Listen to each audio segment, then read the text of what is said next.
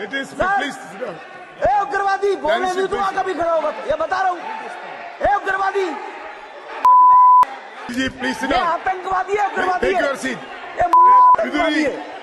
बिदुरी जी, sir देखिए, मैं तो पहले से कहता आ रहा हूं और हमारी पार्टी ये बात बार बार कहती है कि भारतीय जनता पार्टी लुच्चों, लफंगों और गुंडों की पार्टी है। तो गुंडागर्दी कर रहे हैं लोग। सदन के अंदर जिस प्रकार की भाषा का प्रयोग रमेश बिधूड़ी के द्वारा किया गया, ये तो एक माफिया गुंडे की भाषा है। आप एक सम्मानित सांसद को जो लोकसभा में चुनकर आया है, लाखों जनता ने उसको चुन के भेजा है, आपने उस सांसद को वहां आतंकवादी कह दिया, गाली दे दी, ऐसे शब्द का इस्तेमाल कर दिया जो मैं आपको बोल नहीं सकता। और प्रधानमंत्री के बारे में भी आपत्तिजनक शब्दों का इस्तेमाल किया। प्रधानमंत्री के बारे में कहा कि उनकी मृत्यु की कामना करते हुए ऐसे शब्द का प्रयोग किया जो मैं बोल नहीं सकता आपके कैमरे पे, कि फला किसी ने ऐसा कहा, किसी ने ऐसा कहा। किसने कहा?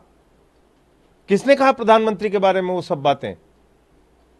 तो इसलिए दानिश अली का जो जिस प्रकार से अपमान सदन के अंदर किया गया है, वो इस देश के जो तमाम विपक्ष के सांसद हैं जो सरकार के खिलाफ आवाज उठाते रहते हैं, उन सब का अपमान है।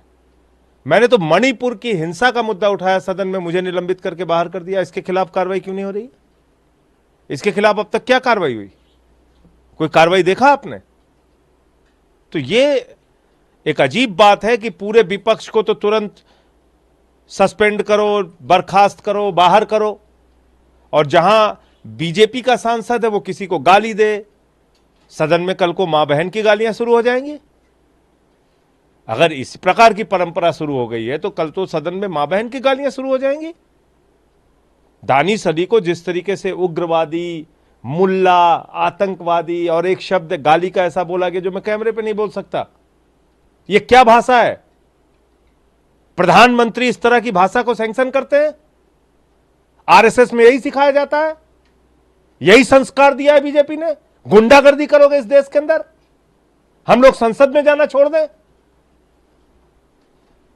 तो यह बहुत ज्यादा आपत्तिजनक है। अगर ओम बिरला जी में जरा सी भी नैतिकता है तो इस सांसद के खिलाफ कार्रवाई होनी चाहिए।